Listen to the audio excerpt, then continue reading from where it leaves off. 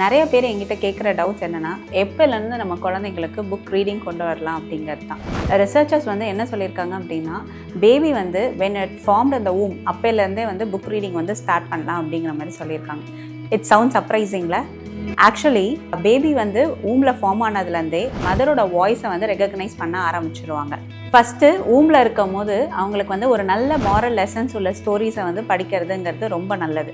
Next right from the பர்த்லேருந்து பார்த்தீங்க அப்படின்னா அவங்களுக்கு சிம்பிள் பிக்சர்ட் புக்ஸோ இல்லை ஆடியோ மாதிரி இருக்க புக்ஸோ அவங்களுக்கு கொடுத்து அவங்களையே வந்து ஃபீல் பண்ண வச்சு படிக்க வைக்கிறதுங்கிறதும் அதுவும் நல்லது. 6 to 12 months வந்து பார்த்தீங்க அப்படின்னா அவங்களுக்கு வந்து ஒரு பிரைட் கலர்டு புக்ஸு இல்லை டெக்ஸ்டர்டு ஃபீல்ஸ் வந்து புக்ஸை வந்து கொடுக்குறப்ப அந்த குழந்தைங்களும் என்ஜாய் பண்ணுவாங்க, நீங்களும் அவங்க கூட வந்து எங்கேஜிங்காக இருப்பீங்க.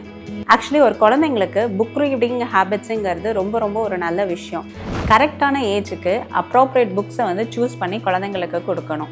ஆஸ் அ பேரண்ட்டாக நம்ம புக்ஸ் ரீட் பண்ணுறப்ப குழந்தைங்களும் அதில் இன்ட்ராக்ஷன் பண்ணுற மாதிரி அவங்க கேட்குற கேள்விகளுக்கு நம்மளும் வந்து கரெக்டான பதில் வந்து கொடுக்கணும். அதுக்கப்புறம் வந்து குழந்தைங்களுக்கு ஒரு நல்ல புக்ஸை ரீட் பண்ணுறப்ப அவங்களுக்கு ஒரு மாரலை வந்து கற்றுக் கொடுக்கணும். எப்பயுமே open the door to a new world for your child and nurture their dreams. Make a reading habits for your child. இந்த மாதிரி மேலும் இன்ஃபர்மேஷன் தெரிஞ்சுக்க பிரைட் பர்த் பேபி பேஜை வந்து ஃபாலோ பண்ணுங்க.